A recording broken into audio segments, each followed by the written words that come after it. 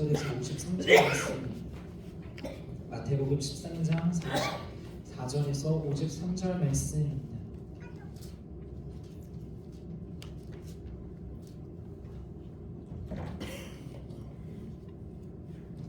한 절씩 교독하겠습니다.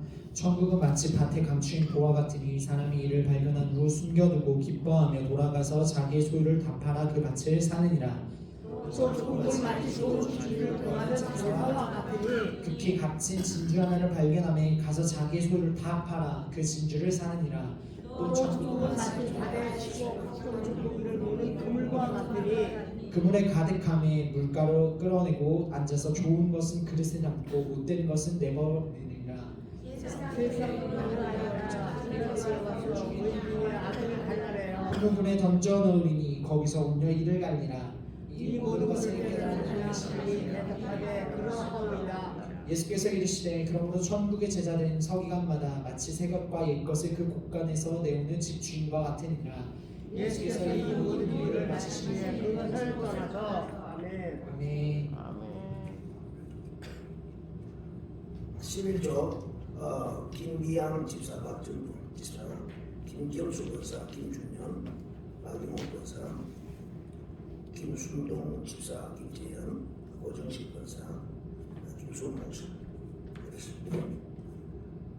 감사원 분명시로 되었네. 박용호 권사, 김수원 목사, 성교권 박용호 권사, 정윤정,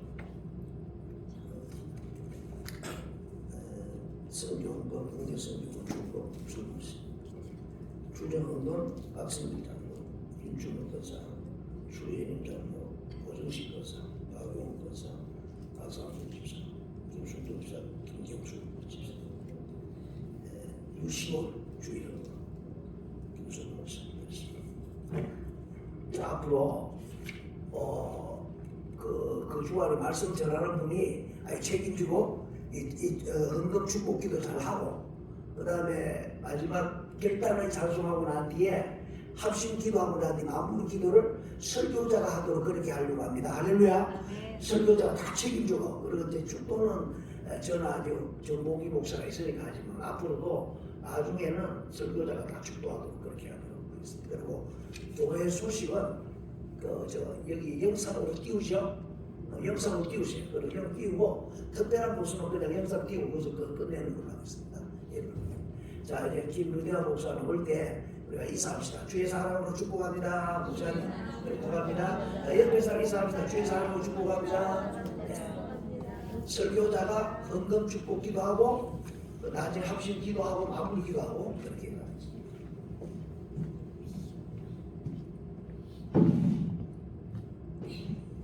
먼저 헌금 주고 기도하겠습니다. 하나님 감사합니다. 이곳에 주의 전에 나올 때 또 오늘도 동일하게 주님께서 우리 공급자 되어주시고 모든 것 되어주셔서 우리가 이렇게 하루를 또 새날을 맞이할 수 있게 하시고 또 우리가 살아감에 있어서의 모든 필요를 이미 아시고 채우시는 아버지 하나님의 모든 긍휼과 은혜에 감사드리며 헌금을 주님께 내어드렸습니다. 우리 마음의 중심을 하시는 주님, 모든 성도님들의 손에서 정말 주님께서 주시는 그 증가의 기름 부음이 부어지게 하시고 흐르게 하시며 계속해서 주님 앞에 기쁨의 제단, 기쁨의 예배 드리는 우리 모두 될 수 있도록 이 헌금이 씨앗되어 좋은 열매 30배, 60배, 100배에 하나님의 나라에 다시 한번 심겨지고 또 우리의 모든 쓰임이 사람을 살리고 생명을 주님께 인도하는 그런 아름다운 복음의 씨앗으로 사용되게 하여 주옵소서. 아멘. 감사드립니다. 우리 주 예수 그리스도의 이름으로 기도합니다. 아멘. 네, 말씀을 읽을 때 제가 지금 유대인의 성경으로 다시 한번 읽어드리도록 하겠습니다.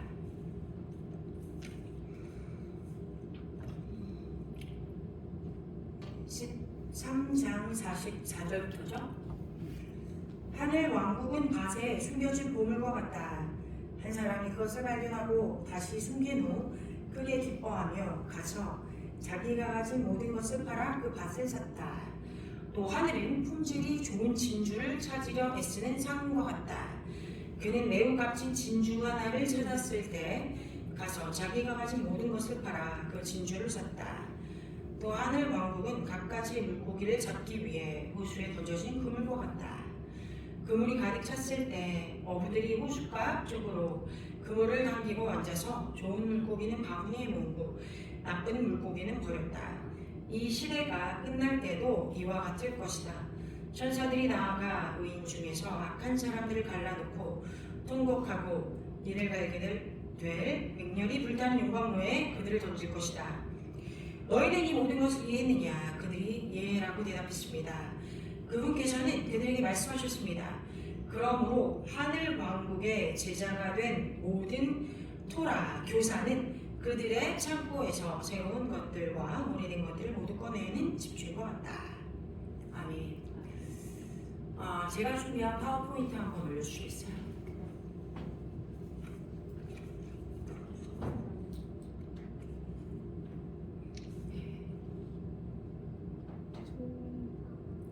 네, 아래 있습니다. 네, 첫 장을 좀 먼저 볼게요. 보석이 가득 든, 금화가 가득 든 보물함이에요. 보이세요? 네. 여러분들에게 이런 보물함이 지금 떡하니 어딘가에 묻혀있는 걸 발견했다. 어떤 기분이실 것 같아요? 와, 이제구나. 이거 끝나나요? 아니죠. 어떤 사람 어떻게 할까요? 소문을 낼까요? 아니면 소문을 내지 않을까요? 어떠실 것 같아요? 아니면 여기 동네방네 내가 보물을 찾았어! 이렇게 자랑하실 거예요? 자랑하는 게 더 위험하지 않나요? 로또에 당첨된 사람들은요, 두 가지 부류가 있는데, 하나는 막 동네방네 소문이 나게 되고, 또 어떤 사람은 아무도 모르게 가서 혼자 조용히 찾아온대요. 왜 그런 걸까요? 주변에서 돈 달라고 하는 사람들이 너무 많을 것 같으니까 뺏길까봐 그러는 거 아니에요. 그죠? 돈이 갑자기 생겨도 집에 와야 된다고 생각이 되는 거예요. 자, 이런 우리가 실생활에서 정말 한 번은 벌어졌으면 좋겠다라고 하는 일들이 실제로 벌어지는 경우도 있어요. 그런데 오늘 말씀에는요, 이 보물에 대해서 얘기하시지만 모든 보물, 진주 이런 것들을 얘기하는 이것은 본래 목적이 비유, 어떤 비유? 하나님의 나라에 대한 비유라는 것을 잊으시면 안 됩니다. 비유는 그 말을 전하는 자의 의도, 목적하시는 바 외에 다른 형태로 의미를 풀 수가 없기 때문이에요. 다시 말하자면 이런 거죠. 10절을 보면 이 비유와 예시로 하나님 나라 이것을 설명하여 주시는 이유를 말씀하시는데 청중의 눈높이에 맞추어서 말씀을 전하십니다. 근데 제자들에게는요, 이런 얘기가 있어요. 앞에 직접 말하여도 다 알아듣는데 무리들은 쉽게 이야기를 이렇게 예시를 들어서 얘기해 주어야 알 수 있으니까 비유로 말한다라고 예수님이 이미 이 전 구절의 말씀을 하셨어요. 그리고 나서 오늘 우리의 말씀 끝에는 이렇게 얘기하시죠. 천국의 제자가 된 서기관을 히브리어로 소페르라고 해요. 서기관마다 마치 새 것과 옛 것을 그 곳간에서 내어오는 집주인과 같다. 다시 말하면 이 말씀을 듣고 있는 제자들도 예수님과 같이 그들이 만난 청중들에게 하나님의 나라를 모든 이들이 이해할 수 있도록 동일한 방법을 들어서 말씀할 수 있다, 말씀을 전할 수 있다라고 하는 것을 알려주신 거예요. 지난주에 우리 김영광 전도사님이 법에 대해서 여러 가지 이제 예를 들어서 여러분들에게 말씀을 드렸어요. 기억나세요? 뭐 소득세 법, 또 뭐 있었죠? 건물 관련된 법, 여러 가지를 얘기해 주셨죠. 제가 그 법들을 다 알지 못하는데 아무튼 들으시면서 난 저 법을 알아, 이 법을 알아, 저 모르겠네 하시지만 제일 중요한 건 뭐예요? 하나님의 말씀을 따르는 그 계명을 지키는 것이 정말 중요한 것인가 했잖아요. 더 쉽게 얘기하면 이렇죠. 아주 쉬운 법이 뭐가 있을까요? 교통법규예요. 빨간색 불이 들어오면 차나 보행자나 무엇이 되었건 자기가 봐야 하는 그 불에 빨간색이 뜨면 멈춥니다. 그렇죠? 초록색 불이 뜨면 건넙니다. 되게 간단한 법이잖아요. 그런데 우리에게 얼마나 이 법이 중요해요. 이거를 지키지 않으면 어떻게 되나요? 죽죠. 누군가는 죽거나 누군가는 다칠 거예요. 자, 버젓이 빨간불, 초록불 있고 이 법을 우리가 따르고 있는데도 어떤 경우는 운전을 하는 사람이나 보행자가 술에 취해 있거나 또는 정신을 잃거나 바르지 못한 정신에 있어서 어떻게 해요? 건너면 안 될 때 또는 지나가면 안 될 때 지나가서 사고를 일으키기도 하죠. 얼마나 우리 이 교통법규라고 하는 게뭐 여러 가지가 있습니다만 기본적으로도 우리가 생각할 때 늘상 지키니까 너무 당연하게 지키고 있는데 한 번만 더 생각해보면 굉장히 중요한 우리의 삶과 우리의 목숨과 직결되는 법이라는 걸 알 수 있어요. 그러니까 서로가 서로에게 맺은 이 약속이 깨지는 순간 어떤 일들이 벌어질까요? 혼란이 오겠죠. 누군가는 피해를 크게 볼 거예요. 또 누군가는 내가 의도하지 않았는데 피해를 입히는 사람이 될 수도 있는 거예요. 다시 말하자면 지금 이 말씀 가운데 주님께서 하나님의 나라에 대해서 얘기할 때 이런 얘기를 하세요. 먼저 천국 비밀이라고 우리가 읽지 않았지만 이 13장 11절에 표현을 하십니다. 지금 비유에 대해서 계속해서 풀고 있어요. 천국에 대해서. 근데 여기서 비밀이라고 말씀하신 건요. 우리가 영어로 알고 있는 secret, 비밀이 아니에요. 여기서 말하고 계시는 것은요. 신비, 즉 mystery예요. mystery. 그 이유는 히브리어로 sword라고 하는 단어가 있는데 자 여러분 다 같이 읽어볼게요. sword. 아이고 소리가 잘할게요. sword. 네. 나가셔도 오늘 읽지 않을 히브리어 하나는 뭐예요? sword이에요. sword. 쏟았네 아니고 sword. 네, sword이에요. 근데 이게 왜 중요하냐면 이 sword라는 단어는 신비를 가리키고 있기 때문이에요. 이 신비는 무엇입니까? 감춰져 있던 것들이 어떤 기이한 방법을 통해서 드러난다라는 얘기죠. 예수님의 말씀을 통해 드러나는 하나님의 나라는요 기이하고 신기하여서 우리 안에 신비로 뭔가 미스테리에 추리를 해봐야 되나? 아주 어려웠던 게 하나씩 막 풀리게 되는 거예요. 사람들의 마음속에서 하나님의 나라에 대한 의문과 궁금증들이 하나씩 벗겨지면서 어느 순간 환한 빛 앞에 자기가 서 있는 것처럼 어두웠던 것 또는 혼란스러웠던 것들이 명확하게 보여진다는 거죠. 그래서 이러한 것을 신비가 계시가 되는 순간이라고 얘기합니다. 우리가 모르는 것에 대해서 하나님이 말씀을 하시죠. 그게 신비예요. 근데 그 신비가 이 소드가 나에게 계신 성령 하나님을 통하여 깨달아지게 되면 무엇이다? 계시가 된다. 그래서 내가 그 계시를 가지고 살아갈 수 있게 되어 적용을 할 수 있게 된다는 거예요. 아멘? 여러분들에게 계시가 있습니까? 나는 하나님이 주신 말씀에 계시가 있다. 한번 고개를 좀 끄덕여 봐주세요. 있으세요? 근데 지금 여기 다 있으셔야 돼요. 구원의 계시가 열렸으니까 구원 받으셨잖아요. 아멘? 계시가 무슨 직통 계신가요? 말씀을 깨달아 아는 것이 진짜 계시잖아요.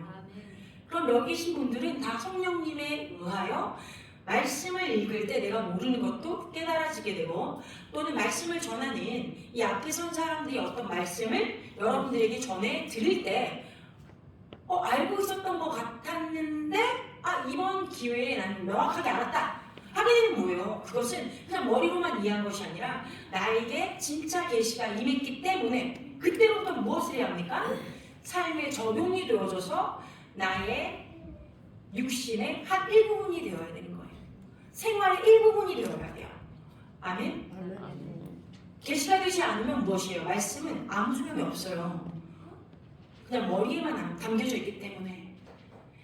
다른 말로 하면 은행에 아주 튼튼한 은행에 큰 자물쇠가 걸려있는 은행에 아주 많은 돈을 넣어두었다고 해봅시다. 그런데 이 주인이 갑자기 사고를 당해 죽었어요. 근데 문제는 그 은행 금고 안에 아무도 이 사람이 어떤 돈을 얼마치를 넣었는지 몰라. 소용이 있나? 소용이 있어요? 그 돈이? 그냥 거기 묻어있는 거예요. 아무도 쓸 수 없어요. 쓸데기 없는 게 돼버린 거예요. 말씀도 이와 같이 금고 깊숙이 묻어만 두고 있으면 우리에게 아무런 유익을 주지 못해요. 그것을 가져다가 써야죠. 쓸 때 우리에게 유익이 있는 거예요. 네, 허랑방상 이스라엘 얘기가 아니죠. 그것을 가지고 어떻게 해요? 사람을 살린 데 썼다면 얼마나 좋았을까요? 그죠? 마찬가지입니다. 또 예수님이 이런 말씀하셨어요. 네, 34절에 나는 비유로 내 입을 열 것이라 나는 우주의 창조 이래로 숨겨졌던 것을 말할 것이다. 이 말씀은 원래 시편 78편 2절을 인용하신 거예요. 그것에는 구원에 대한 말씀이기 때문입니다. 하나님께서 이스라엘을 구원하시고 다윗의 가문을 일으켜 세우셔서 이스라엘에게 구원을 가져오실 것이다 라는 것을 찬양하는 시편이에요. 그런데 이 시편의 주요 내용인 이 구원을 말씀하기 위해서 나는 입으로 말한다. 그리고 비유로 말하지 않고는 그들에게 말하지 않는다라고 얘기한 거예요. 자, 그러면 이 첫 번째 비유를 한번 볼게요. 천국은 마치 밭에 감추인 보화 같으니라고 44절에 말해요.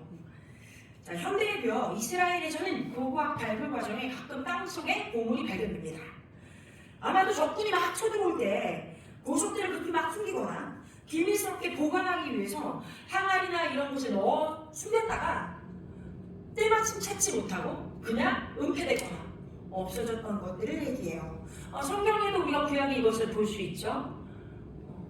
여리고를 이스라엘 백성들이 들어가서 원래 거기 있는 것들을 취하면 안 되는데 취했잖아요. 취해서 어떻게 땅속에 묻죠. 이스라엘 이 군인이. 그래서 그들이 나중에 그것 때문에 다음번 전쟁에서 대패를 합니다. 그러니까 하나님께 여쭈었더니 하나님이 너희 진중에 내가 이 물건을 이렇게 가져가지 말라고 했는데 가져간 자가 있다. 그래서 그 사람을 찾아내 어떻게 합니까? 결국에는 다 몰살당하죠. 그때 뭐 있다고요? 땅이 묻었다고요. 그러니까 이런 형태를 하는 거예요. 우리나라 사람들 같았으면 예전에 뭐 있을까요? 김장독 같은 데다가 숨기나 땅 밑에 막 파가지고 김장독에 뭐 이렇게 막 넣나요? 어떠세요? 영화를 보면 요즘에 어떤가요? 변기에 이렇게 뒤를 열면 뭐가 주면 돈 같은 걸 이렇게 넣어놓는 그런 장면도 있습니다. 별별 일들이 다 있어요. 또 뉴스 보면 어때요? 어떤 노인분이 용돈이나 어떤 생활비 이런 것들을 매트리스, 침대 매트리스에 꼬박꼬박 다 챙겨 넣으셨대요. 이 뉴스 보셨어요? 보신 분? 보셨죠? 네, 얼마나 놀라워. 매트리스에 다 넣었는데 할머니셨던 것 같아요. 그러니까 할머니가 잠깐 자리를 비운 사이에 이 매트리스가 너무 낡았으니까 자녀가 매트리스를 갖다 버렸다고 했잖아요. 근데 지나가던 주민이 또 하필이면 경찰이셨네? 경찰이 그거를 발견해가지고 주인을 찾아줬다. 이런 아름다운 미담이 있습니다. 이거 진짜 있었던 얘기예요. 감사한 일이죠. 찾았으니까. 뭐예요? 사람들이 이 현금 또는 어떤 보물이라는 것을 은행이나 이런 곳에 맡기지 않고 집 안에 어떻게든 막 숨겨놓는 그런 습성이 있다는 거예요. 지금 우리나라 이 현대 사회에도 세금을 내고 싶지 않아서 그랬는지 모르겠어요. 그러나 그렇습니다. 이때도 마찬가지예요. 이때는 더 그랬겠죠. 어딘가에 갖다 넣을 만한 곳들이 안전한 곳이 없었을 테니까. 근데 예수님이 계시던 그 당시에도요, 이런 일이 많이 있었던 거죠. 그래서 자, 숨겨놨다가 나중에 찾지 못하고 그대로 묻혀버린 보석이나 금화나 고대 장신구 종교용 기록들이 발견되곤 했는데 예수님이 이것을 가지고 얘기하시는 거예요. 비유를. 그러니까 그 당시 사람은 다 이해를 했어요. 이게 무슨 말인지. 본문을 설명하기에 앞서서 다시 말씀드립니다. 이 구절에 나온 한 사람이 남의 밭에 있는 보화를 발견했어요. 그리고 주인에게 알리지 않았으므로 비도덕적이다. 이거는 나쁜 놈이야. 그 주인한테 얘기해야지 말이야. 왜 얘기 안 했대? 이런 거에 초점을 가져가면 안 돼요. 왜? 이거 비유니까. 여기 초점은요. 이 밭을 산 사람의 행위에 초점이 맞춰져야 된다는 거예요. 뭐라고요? 주인이 아니었는데 보석을 발견하자마자 밭을 샀다라는 거예요. 그래서 우리가 알 수 있는 게 무엇입니까? 아마도 이 사람은 농부였던 것 같아요. 밭을 갈던 중에 드디어 보화를 발견합니다. 이런 보화를 발견한 것 같아요. 그런데 여기서 밭이란 하나님의 나라를 말합니다. 자, 밭이란 조금 다 같이 크게 말하겠습니다. 밭이란 하나님의 나라를 말한다. 밭은 무엇이다? 하나님의 나라. 자, 그러면 그 안에 하나님 나라라고 불리우는 그 밭 아래 묻혀 있었던 보화는 무엇이냐? 하나님 나라에 수없이 많고 귀중한 가치들을 얘기하는 거예요. 가치. 다 같이 해볼게요. 하나님 나라에 수없이 많은 진귀한 가치. 진귀한 가치. 참 희한하죠? 왜냐하면 가치라는 것은 추상적이잖아요. 여러분, 그렇죠? 추상적인 거예요. 사실은 가치는 누군가가 매겨줘야 생기는 거예요. 그런데 하나님 나라의 이 가치, 보석이라고 비유된 이것을 누군가가 찾았다면 너무 귀하다는 생각에 뭐 한다고요? 집에 돌아가 모든 것을 팔아버리고 그 가치 있는 하나님 나라의 귀한 것을 갖는다는 얘기예요. 할렐루야. 우리라면 어떨까요? 우리라면 진짜 보석이다면 그 밭을 남들 모르게 살 수 있어요. 지금 우리도 그런 짓을 할 거예요. 어디 재개발이 들어왔대 뭐 이랬는데 나만 알아 그거를. 그럼 뭐 하겠어요? 야 수박 빨리 사야겠다 뭐 이런 거 하지 않겠습니까? 정보가 중요하잖아요. 재테크가 중요하잖아요. 그런데 이 말씀의 비유에 나와 있는 보석, 보물이라는 것은 우리가 눈으로 환산할 수 있는 그런 게 아니었다는 거죠. 진짜 진리를 얘기하고 있는 거예요.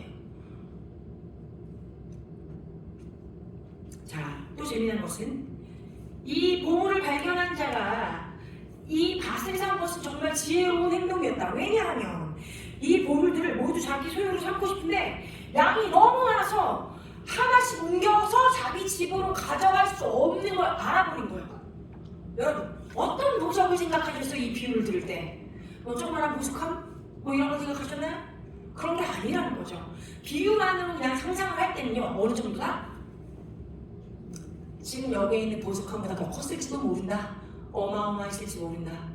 여러분 그냥 그림으로 보니까 그런가 보다 이러지. 저기에 있는 그 말을 여러분들이 조금이라도 이렇게 뭐 주머니나 가지고 있는 포대자루 같은 데 넣어서 가져가려고 생각해보세요. 얼마나 무겁겠어요? 무거울 거예요. 다 들고 가지도 못해요. 저 중에 50분의 1이라도 그냥 끌어가면 참 돈 많이 본 거예요. 그러니까 뭐 한 거다 이 사람이. 가져가다가 하루가 다 지나고 사람들이 다 알겠다? 뭐 해야 된다? 그냥 통으로 밭을 찾아. 사면 어떻게 돼요? 내 것이 되고 나니까 천천히 그 보석을 자기가 사용하고 누리고 쓸 수 있는 거예요. 남의 눈치 하나도 안 봐도 되는 거죠. 무슨 말입니까? 우리가 하나님의 나라의 진귀한 그 가치를 발견하게 되면 그 누구의 눈치도 보지 않고 그것을 누릴 수 있어야 돼요. 우리가 이 땅에서 그리스도인으로 살 때 우리 안에 있는 이 귀한 가치, 예수 그리스도라고 하는 가치를 얼마나 누리고 있나요? 얼마나 귀하다고 생각하세요? 얼마나 많이 전달하고 사시나요? 얼마나 우리가 이것이 너무나도 소중해서 나의 모든 가진 전부를 다 팔아서 가질 만한 것이라고 느끼고 있나요? 네, 여러분들 잘 아시지만 저희 아버지 김수 목사님은 만 15살에 집에서 나오셨어요. 육남매 중에 막내시죠. 근데 우리 집에는 두 신이 있으면 안 돼. 너 예수 그거 자꾸 믿을 거면 나가. 친할아버지가 그러셔가지고 15살에 집을 나오셨어요. 제가 그냥 농담으로 그래요. 다른 집에 가면 아마도 나의 아버지는 그 당시에 제 5계명은 모르셨나 봅니다. 그냥 그 집에 붙어 계셨어야 되는데 그죠? 나오셨다고 막 제가 이런 농담을 하는데 저의 아버지에게는 그 15살밖에 안 됐을 때 무엇이 더 중요했다? 하나님 나라가 더 중요했던 거예요. 자기가 막내 아들로 성공한 한방 의사 집에 있었는데 저희 친할아버지가 한의사였단 말이에요. 동네에 아주 큰 부호셨대요. 뭐 여기저기 막 거지들도 와가지고 맨날 밥 먹여줄 정도로 제사도 너무 많이 지어가지고 그렇게 제사밥이 많이 나오고 이럴 정도로 부자였대요 그 집이. 근데 그냥 가만히 있었으면 고생 안 했을걸. 나는 예수님을 믿어요 해가지고 뭐 했다? 친할아버지 말에 나갔다는 거예요. 집을 나갔다는. 그때부터 고생이 시작한 거예요. 근데 그렇게 몸소 행하신 분이에요. 그러니까 이 말씀이 저희 아버지에게는 계시죠. 계시.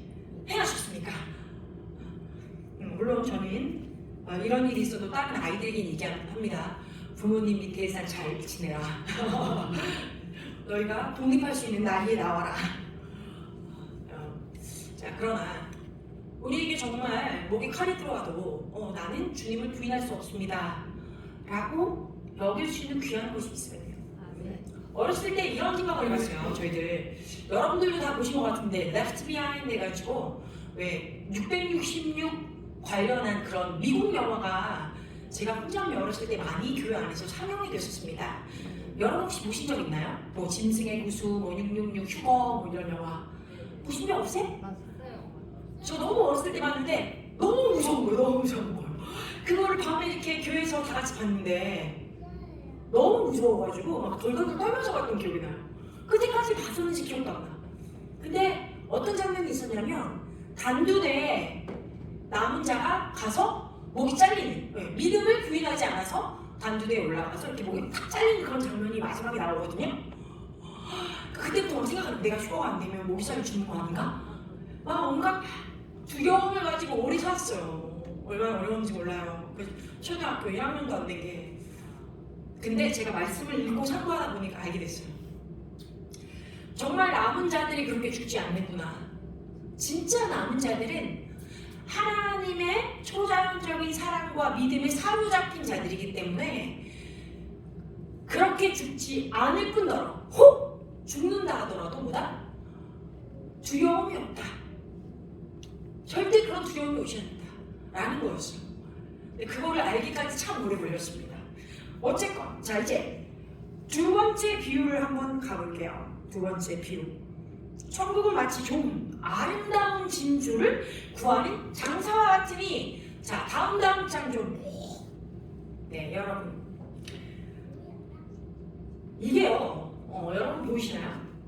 진주입니다. 진주 6.8캐럿 멜로 진주라고 해요. 다 같이 6.8캐럿 멜로 진주. 저는 뭐 캐럿 이런 거 잘 몰라요. 보석을 잘 몰라서. 근데 어쨌건 이게 대단한 돈이라는 거예요. 이게 엄청난 돈이다. 여러 가지 색깔이 있대요. 멜로 진주는 하얀색이 있을 수 있고요. 또 이렇게 오렌지 색깔을 뜰 수도 있고요. 약간 연두빛을 뜰 수도 있대요.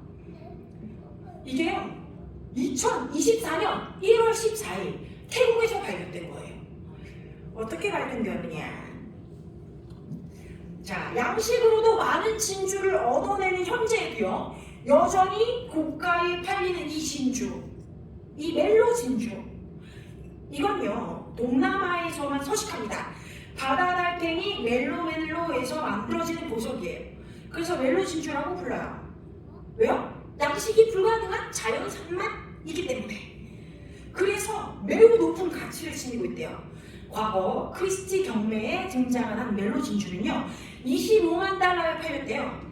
하나로 약 2억 8천에 팔렸어요. 2억 8천만 원.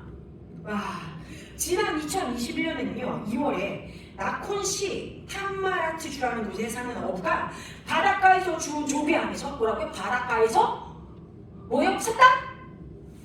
주웠다. 어부가 주웠어요. 주운 조개 안에서 7.68g의 오렌지 진주가 나왔는데 우리 돈 약 3억 7,600만 원에 팔았다고요. 와, 어마어마하죠. 우리나라는 없습니다. 이 조개가 동남아에서만 하기 때문에 여러분 동남아에 가면 뭐 해야 된다? 조개를 사서 구워 드세요. 그러셔야겠죠. 이거 보니까 해보고 싶다 이런 생각이 들지 않나요? 자, 바로 지금 여러분이 보고 있는 이 진주도 그렇습니다. 이 행운을 거머쥔 사람이 누구냐? 태국의 와사나라는 사람이 어시장에서 조개를 샀어요. 5kg 정도. 그래서 집에서 구워 먹다가 이 진주가 나오는 거예요. 와, 뭔가 먹고 있는데 입에서 막 걸리니까 뱉어먹는 진주야. 진짜 이런 횡재가, 정말 횡재가, 이런 일이 있는 거예요, 여러분. 흥분되지 않나요? 어떠세요? 내가 이빨이 깨져서라도 진주 하나 나왔으면 좋겠다, 이런 생각 안 드세요?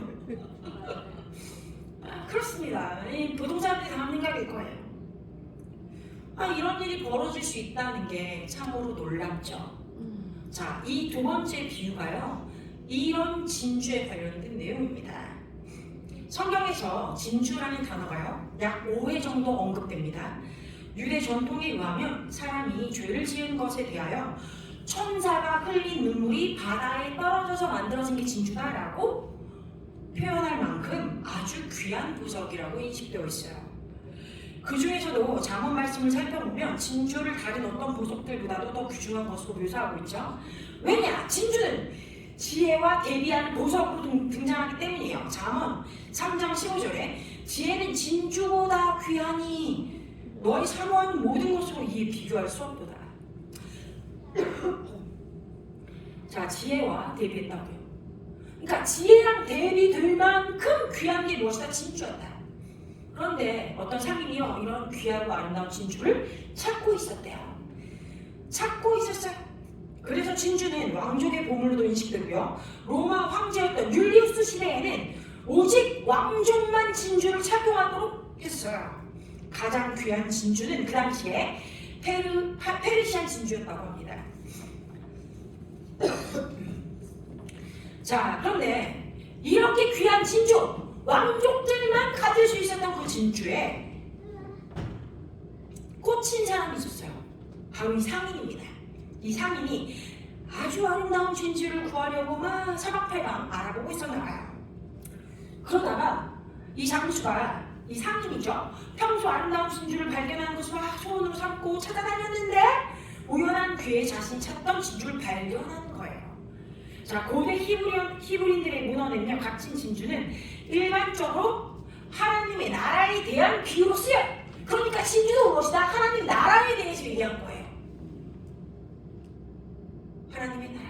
자, 진주는 다 같이 읽겠죠. 진주는 하나님의 나라. 하나님의 나라. 이렇게 비유했습니다. 자, 그럼 무엇입니까? 본문에 나오는 상인이 뭘 찾고 있었다고 사람들이 이해한 거예요? 진주를 찾고 있었어 라고 얘기했지만 그 당시에 있었던 모든 히브리인들은 바로 알아들었어요. 아까 밭 안에 숨겨져 있는 보화도, 지금 이 진주도 다 무엇을 뜻한다? 하나님의 나라를 뜻한다라는 것들을 유대인들은 다 인식을 하고 있었던 거예요. 그러니까 우리는 이 비유를 들으면 먼저 뭘 생각하겠어요? 그냥 말하는 보화 떠올리고, 진주 하면 진주 떠올라요. 그죠? 그런데 히브리인들은 안 그래요. 말하고 있는 이 물질이 있는데, 이 물질을 얘기할 때 물질을 떠올리는 게 아니라 그 안에 감춰져 있는 하나님의 나라와 그 가치를 바로 떠올려요. 이것이 히브리인들의 힘입니다. 이것이 말씀의 힘이에요. 아멘. 우리가 우리 아이들, 여러분들 자녀, 여러분들 손주들에게 하나님 나라의 말씀을 전할 때 그 아이들이 이런 말씀을 들을 때 무엇을 생각할 수 있을까요? 바로 진주하면 진주가 뭐야? 어떻게 생겼어? 이렇게 묻겠죠. 그런데 그것이 하나님의 나라와 연관이 되어 있다는 것을 어떻게 설명해 줄 거예요? 제가 지금 우리 시온이를 잠깐 앞으로 불러올 거예요. 시온아, 이거 앞에 잠깐 와볼래? 고마워. 우리 시온이가 어른들이 듣기 참 어려운 이런 말씀을 오래 듣고 있잖아요. 원래는 5분 설교 같은 걸 해줘야 되는데, 그죠? 네, 여기 와주세요. 앞에. 네, 좋습니다. 시온아, 이모를 보고 잠깐 서 있어. 이모를 보고. 좋아. 예, 이모가 지금 세 가지 얘기해 줄게. 지금 뒤에서 뭐 들은 거 있어? 이모가 무슨 얘기했던 것 같아? 잘 모르겠어? 그래, 지금부터 잘 들어줘. 여기 지금 뭐가 있니? 이거 진주야, 진주. 손을 한번 가려볼까? 가려볼래? 아니, 손을 빼서 한번 가르쳐봐줘. 저기 진주야. 손가락을 이렇게 가르쳐줘. 그림을. 그렇지, 잘했어. 진주야, 진주. 저 진주가 아마도 요렇게 크대. 어느 정도 커? 이만큼. 근데 저 진주가 아주 귀한 보석이래. 값을 매길 수 없을 만큼 저렇게 비싼 거야. 시온이가 알고 있는 제일 비싼 건 뭐야? 엄마가 옆에 와서 도와줘요.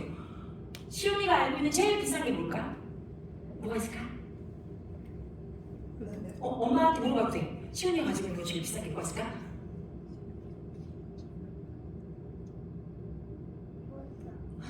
뭐가 있대? 보석? 보석이 있어. 시온이도 보석이 있어? 아, 시온이도 보석이 있구나. 어머나, 그래 그 보석이 제일 비싼 거야? 그래 이것도 비싼 거야. 근데 이게 시온아, 천국을 얘기하는 거래. 천국을 말하는 거래. 저 보석보다 천국이 더 값진 거래. 천국이 어디 있어?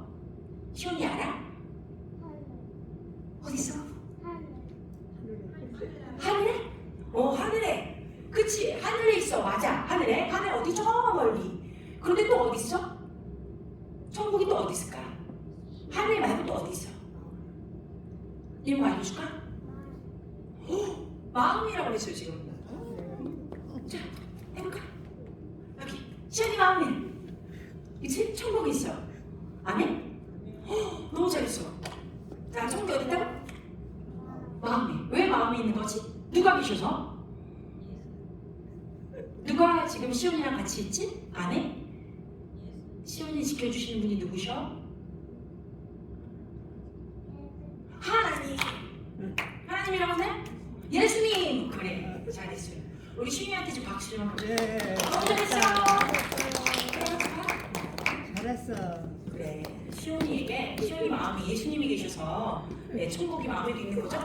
네, 너무 잘했어요. 다음에 요 앞에 그냥 앉아도 되는데 너무 앞에 나와가지고 아이가 갑자기 깜짝 놀랐나 봐요. 이런 적이 없는데 안 하던 것을 시켜서 너무 놀랬나 봐요. 네, 그렇습니다. 그러니까 우리 아이들에게 계속해서 체크해줘야 돼요. 이렇게 우리 안에 예수님 이름으로 와 계신 성령님이 계시고 성령님이 계신 곳에는 어떻게 해요? 천국이 있어. 천국이 있는 거예요. 그렇잖아요. 우리 안에 천국이 있는데 천국을 누리지 못한다면 이것이 어떤 의미가 있을까요? 다시 말하지만 자, 이 진주를 발견한 이 사람도 어떻게 했어요? 모든 값을 다 치르고서라도 그 진주를 사겠다고 작정했어요. 우연한 기회에 이 사람에 대한 이 비유는요 이런 거예요. 우연한 기회에 하나님 나라를 접하게 되었지만 그것이 자신이 그토록 원하던 가치를 지닌 것이기 때문에 자신의 모든 것을 들여서라도 그것을 차지하는 현명한 사람이 되겠다는 거예요. 그러니까 어떤 사람은 일부러 막 찾아가지고 일부러 막 찾아가는 사람이 있을 수도 있고 또 어떤 사람은 지금 이 비유에 나와 있는 것처럼 우연한 기회에 접하는 경우도 있어요. 그런데 그것이 어떤 경우이든지 두 사람 다 무언가를 하고 있었죠. 할 일을 하고 있었어요. 밭을 가는 일을 해야 하는 사람은 밭을 갈고 있었고 진주를 구하기 위해서 찾아다니고 있었던 상인은 그 진주를 찾아다니고 있었어요. 자신에게 주어진 그 일들에 집중되어 있었어요. 그랬더니 그 어떤 우연한 기회가 이들에게 임한 것입니다. 여기 우연한 기회라고 제가 설명했지만 정확하게 무엇일까요? 하나님이 주신 은총의 은혜였겠죠. 아멘. 자, 세 번째 비유입니다. 조금 얘기가 길어졌는데요. 천국은 마치 바다에 치고 각종 물고기를 모은 그물과 같다라고 47절에서 50절 말합니다. 하나님의 나라는요 이와 같이 기본적으로 누구든지 다 참여할 수 있어요. 다 참여할 수 있는 공동체다. 그물은 공동체를 얘기한 거예요. 그런데 하나의 공동체에 함께 있던 사람들이라고 해서 모두 다 하나님 나라에 합당한 것은 아니라는 얘기겠죠. 왜요? 그물 비유를 통해서 하나님의 나라의 속성을 이야기하시면서 일단 그물에 걸린 물고기는 어떤 것이든지 먼저 그 그물 안에 있습니다. 작은 것이든 큰 것이든 무엇이든 다 있어요. 그죠? 어부들이 뭐예요? 그물 한번 쫙 올리잖아요. 그물을 배에 올리기 전에 먼저 그렇게 그물 어떻게 하면 바닷가에서 막 흔들거나 이러지 않아요. 그러면 자전거 다 놓치니까 뭐 해야 돼요? 빨리 끌어올려야 돼. 끌어올려야 돼. 배에 막 끌어올립니다. 그럼 일단 다 끌어올려서 배에 가득 담아두고 나서 뭐해요? 불필요한 것들 빠르게 제거합니다. 내가 잡으려고 했던 종류가 아닌 것들은 뭐예요? 얼른 걷어서 버립니다. 또 작은 거, 너무 작은 거는 아직 시기가 안 돼서 또 버립니다. 그리고서 큰 것만 자기네가 원하는 것들만 가져와요. 뭐 하는 거예요? 물고기는 자기가 난 좋은 물고기예요. 나는 값어치가 나는 물고기예요. 라고 주장할 수 없어요. 우리가 물고기라면 나는 내가 간다고 난 정말 좋은 물고기예요 라고 하나님한테 주장할 수가 없는 거예요. 결국에는 그 그물 안에 담겨서 있더라도 하나님, 우리의 주제 되시고 심판자 되신 그분이 어떻게 하신다? 나중에 말세심 안에 그 그물 안에 있는 우리를 가르실 거예요. 너는 나에게 합당하다. 나와 함께 가자. 너는 나에게 합당하지 않다? 끄집어 버리실 거예요. 자, 이런 공동체, 한 공동체 안에 있을지라도 누가 하나님 나라에 들어갈 것이며 누가 남을 것인가에 대한 기준은 무엇이다? 내가 아니다. 하나님이시다. 즉 하나님의 눈에 합당한 자, 좋은 자는 하나님의 나라에 들어가고 합당하지 않은 자, 나쁜 자는 버려줍니다. 그렇죠? 이런 비유는 복음서에 왕왕 나옵니다. 여러분도 잘 아시죠? 두 사람이 함께 한 밭에 있었으나 한 사람만 데려가고 두 여자가 함께 하나의 맷돌을 붙잡고 돌을 갈고 있었는데 하나만 데려간 당해요. 또 10명의 처녀가 한 집안에 신랑을 기다리고 있었는데 5 처녀만이 혼인잔치에 들어가고 나머지는 남게 됩니다. 또 알곡과 가라지의 비유가 있죠. 이와 같이 여러 비유들이 계속해서 반복적으로 나와요. 결과적으로 예수님의 비유에 드러나는 하나님의 속성은요, 한 공동체 안에 있을지라도 하나님의 심판에 그때가 오면 밖에 버려져야 할 사람과 안에 남아야 할 사람이 반드시 구분된다라는 것이에요. 우리는 어느 편인가요? 스스로 아세요? 확신하세요? 나는 남겨둠을 당하고 하나님께 들어갈 수 있는 사람입니다 라는 확신이 있으셔야 돼요. 여러분, 우리 안에 우리의 양심을 비춰보았을 때 내가 하나님의 말씀에 나를 비추어 너무 연약하고 모자랄지라도 나의 마음의 중심에는 하나님의 말씀을 붙들고 살아가고자 하는 열망이 있고 그것을 위해 선택하고 있습니다. 성령님의 도우심을 구하고 있습니다. 그리고 나는 어떤 거짓이라고 내 안에 발견되면 즉시 회개하고 그것을 내 삶 가운데서 제거하기 위해 성령님께 힘을 구하고 능력을 구하고 그것을 하나씩 함께 동행하며 주님 안에서 해결하고 있습니다. 그렇게 주님의 장성한 분량까지 내가 자라가기를 끝까지 소원하고 그 기대를 버리지 않고 있습니다. 하고 계시죠? 우리 모두가 하나님 나라 안에 들어갈 수 있는 줄로 믿습니다. 축복합니다. 아멘. 자, 마지막입니다. 52절. 자, 이제 저희가 두 번째 장. 네, 감사합니다. 지금 이 부분이 뭐예요? 오늘 우리가 여러분들에게 나눈 내용인데 한번 위에서부터 일단 마지막 52절을 읽기 전에 한번 다 같이 읽을게요. 1. 다 같이 읽으세요. 1. 하나님의 나라는 우리가 가진 모든 것을 자랑하는 가장 가치 있는 보물입니다. 2. 예수 그리스도께서 알려주신 복음은 너무나 특별한 보물입니다. 3. 이 귀한 나라의 가치, 복음을 자신의 소유로 삼은 제자 서기관으로서의 사역을 귀히 여기고 세상에 전합니다. 이것이 오늘 말씀의 요점이에요. 자, 그러면 3번을 보시면서 제가 말씀을 다시 읽어드릴게요. 52절에는요, 새 것과 옛 것이라는 말을 씁니다. 본문의 천국의 제자가 된 서기관은요, 하나님 나라를 위해 일하는 서기관의 의미인데, 고대 해당의 서기관이 어떤 일을 했냐면 어느 때 어떤 토라 말씀이 필요한지를 즉시 알아서 그 말씀이 적혀있는 두루마리를 적절하게 내어 오듯이 언제 어떤 말씀이 필요한지를 알고 하나님 나라에 대하여 적절히 말할 수 있는 사람을 예수님께서는 찍어 얘기한 거예요. 그게 서기관이었기 때문에. 자, 본문에서 또한 이 의미를 곳간에 포도주 항아리들을 갖고 있는 집 주인이 어떤 행사에 어떤 포도주가 적당한지를 알고 그것을 제때에 바르게 찾아서 내어오는 것과 비교하고도 계십니다. 고대나 현대 히브리인들의 회당은요, 크게 본당과 두루마리 방 두 구역으로 구분되어 있어요. 본당에서 일반적으로 안식일 예식과 절기 행사들이 이루어지고요. 본당 바로 옆에 붙어있는 두루마리의 방에서는 회당이 공동으로 구매한 토라들이 두루마리의 형태로 선반 위에 막 진열되어 있어요. 이곳의 관리는 일반적으로 학식과 지식이 뛰어난 서기관들이 맞는데 그들은 어떤 두루마리가 어디에 진열되어 있는지 너무 잘 아는 거예요. 요즘 같으면 도서관 서기겠죠. 언제 어떤 것을 잘 꺼내와야 할지 알고 있었다는 얘기죠. 하나님의 나라의 제자들이 이런 서기관들 같아야 돼. 학식이 있어야 된다. 말씀을 잘 알아야 된다. 말씀이 어느 부분에 어떤 것이 있는지 탁탁 알아야 돼요. 우리가 지금도 여러분 예를 들면 에베소서에 무슨 말씀이 있고 마태복음 몇 장에 무슨 말씀이 있고 빌립보서에 어떤 주제가 있고 창세기에서 무엇을 얘기하고 있고 출애굽에서는 어디에 어떤 장면이 나오고 여러분들 이걸 다 아세요? 거의 대부분 몰라요. 교회 나오시는 분들 거의 모르세요.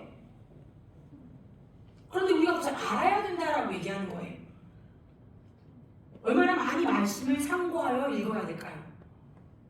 그래야 저희가 이 말씀이 내 입에서만 맴돌다 이렇게 뭐더라 그 말씀이 있었는데 이런 게 아니라 딱 적시에 하나님이 말씀에 이렇게 얘기하셨잖아 딱 얘기할 수 있는 거예요. 사람들에게 전할 수 있는 거예요. 또 언제? 원수랑 싸울 때 기도할 때 하나님의 말씀을 가지고 너 거짓 원수야 거짓의 아비 원수야 내가 너를 예수 그리스도의 이름으로 멸하노라. 주의 손에 있는 것은 그 누구도 가져갈 수 없다 라고 하나님의 말씀하셨다. 나는 주님의 손 안에 있는 자다. 너는 나를 가져갈 수 없다. 이렇게 빡빡 반박을 바로바로 해줄 수 있잖아요. 왜? 말씀이 진리니까. 아멘? 근데 말씀을 모르고 있으면 기도할 때는 딴소리예요. 딴소리. 뭔가 비슷한 건 있는데 바로 말할 수가 없어. 그래가지고 실수하기도 해요. 물론 하나님이 실수해도 다 아시겠지만 원수는 그렇지 않단 말이에요. 원수는 바른 걸 갖다 내줘야 돼. 바른 걸. 그래서 우리가 말씀을 알아야만 합니다. 자, 그러면 우리 이제 네 번째 장 한번 보여주시겠어요? 이런 두루마리입니다. 여러분 보이세요? 얼마나 큰지? 이것이 말씀이에요. 그 당시에 쓰여있던 말씀. 저기 토라예요. 저렇게 큰 두루마리로 되어 있다고요. 얼마나 우리가 지금 갖고 다니는 성경은요. 저는 이것도 크다고 생각하는데 이것도 크다고 생각하는데 들고 다니기 크다. 저 당시에 저 말씀을 들고 다니기 얼마나 어려웠을까요? 물론 이 말씀을 머리와 이 손에 감아서 가지고 다니는 것들이 있죠. 아주 작게 파피루스가 작게 적어가지고 뚜뚜뚜뚜 말아서 머리와 이마와 이 손등에 가지고 다니는 말씀도 있지만 그거는 얼마나 길겠어요. 그러니까 진짜 회당에서 말씀을 읽으려면 저 큰 두루마리를 찾아야 돼. 다음 장 이렇게 커요. 이렇게 보이세요? 지금 저게 뭔지 아세요? 두루마리 말씀을 저 통 안에 넣은 거예요. 그러니까 저 통만큼이나 말씀이 크다는 얘기죠. 그래서 저 윗뚜껑을 열어가지고 말씀을 꺼내는 거예요. 와, 저거 들고 다닙니다. 그 사람들이. 심카토라라고 해서 하나님의 말씀을 즐기는 축제 때는요, 이스라엘 사람들이 회당에서 저 큰 통을 막 들고 거리로 막 뛰쳐나와요. 하나님의 말씀 막 높이 듭니다. 말 그대로 하나님의 말씀을 기뻐하고 즐거워한대요. 어떻게? 저 큰 말씀을 하늘 높이 드는 거예요. 자, 여러분 다 지금 성령식 한번 들어보세요. 한 손으로 들립니까? 여러분 들려주세요? 무거우시죠? 어깨 아프고 손목 아프시죠? 단 톤으로도 쫙쫙 올라갑니까? 이렇게 올릴 수 있다는 건 건강하다는 얘기예요. 그죠? 근데 우리는 이 성경을 이렇게 드는 것도 어려워. 근데 저 이스라엘 백성들은 저렇게 큰 두루마리를 들고 다닙니다. 들고 막 올리고 기뻐합니다. 어마어마한 힘이 될 거예요. 무슨 말일까요? 저 무거운 것이 무겁게 느껴지지 않을 만큼 하나님의 말씀을 내가 지금 들고 높인다라는 게 얼마나 큰 기쁨인지 저는 안 나는 거죠. 이 관련한 역사는 너무 긴 얘기이기 때문에 다음에 해드리도록 할게요. 자, 오늘 우리에게 주신 말씀의 내용이 무엇이다? 결국에는 예수님께서 인식하신 하나님 나라의 제자들이라고 우리에게 말씀하신 그 모양 중에 하나는요, 이런 서기관들과 같이 적재, 적소에 어떤 말씀이 어떻게 선포돼야 하는지 너무나도 잘 알고 있어서 주님의 말씀을 인용하거나 보여주거나 끄집어낼 수 있는 사람들 얘기한 거예요. 그렇게 천국을 전파하라고 얘기하신 것입니다. 우리 안에 성령 하나님이 계십니다. 우리가 말씀을 먹고 묵상할수록 우리 안에 있는 말씀이 살아서 다른 이들에게 성경 그 진리를 전달할 수 있게 되는 줄로 믿습니다. 그럼 천국을 먼저 찾은 자 어떻게? 보화도 먼저 찾았고 진주도 먼저 찾은 모든 것을 팔아 전부 된 하나님의 나라와 하나님의 가치를 그것이 얼마나 소중한지 아는 우리가 그것을 다른 이들에게 바르게 바른 모양새로 나누어 줄 수 있어야 한다. 아멘? 네, 조금 길게 말씀을 드렸습니다만 잘 들어주셔서 감사합니다. 우리가 이제는 이 천국 비유를 들을 때 어떤 것을 연상하실 수 있겠어요? 보화가 보물, 진주, 진주 이거 아니라고요. 무엇이다? 보화와 진주를 얘기할 때마다 곧바로 하나님의 나라와 하나님 나라의 그 가치가 무엇이냐, 그것이 너무나 귀한 것이구나. 내 모든 것들을 전생애를 팔아서라도 가져와야만 하는 것이구나 라고 즉각적으로 떠올리시고 또 그런 삶을 우리가 영위하기를 간절히 예수 그리스도의 이름으로 축원합니다. 아멘. 함께 기도하시겠습니다. 하나님 감사합니다. 주님 진실로 주님의 나라가 숨겨져 있는 보화와 같이 많은 곳에 숨겨져 있을 수 있는데 그것을 우리가 찾을 때 찾게 되고 구할 때 구하게 됨을 감사드립니다. 또 무엇보다 우리 안에 힘이 내주하셔서 우리에게 그 천국을 보여주시고 우리에게 하나님 되심을 알려주시는 이 기이하고 놀라운 일들이 우리 안에 이미 일어났음에 감사드립니다.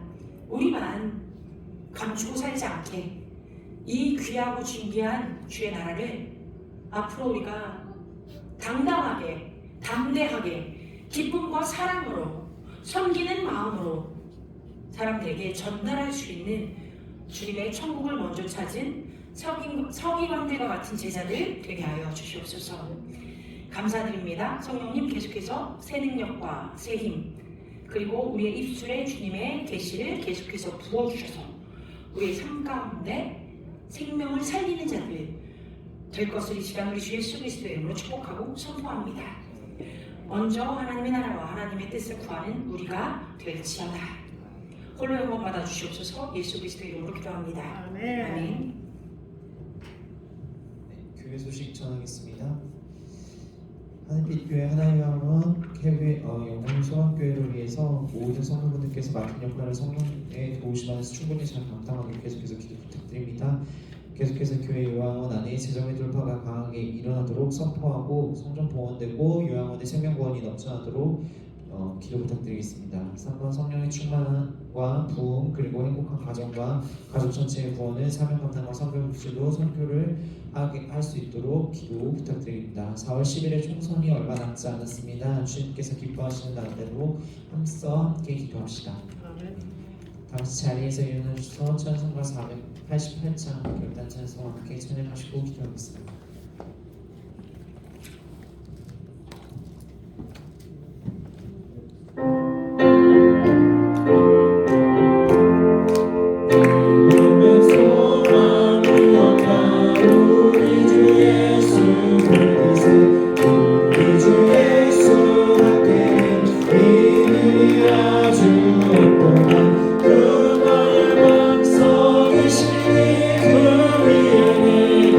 소리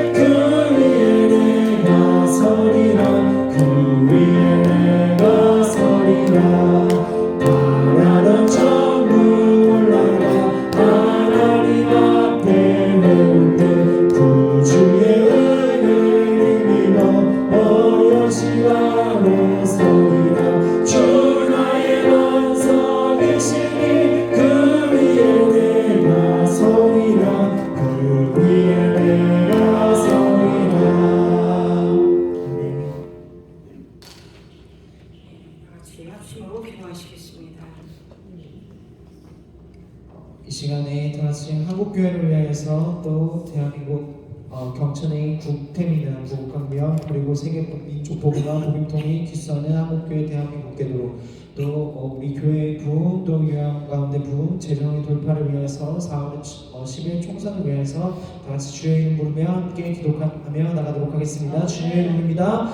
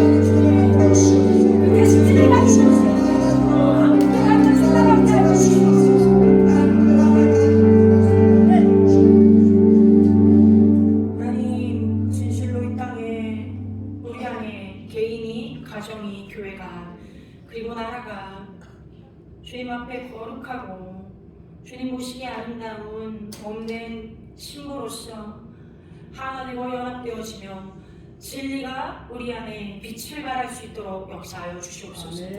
우리가 끝까지 순복하는 자들 되게 하여 주시옵소서.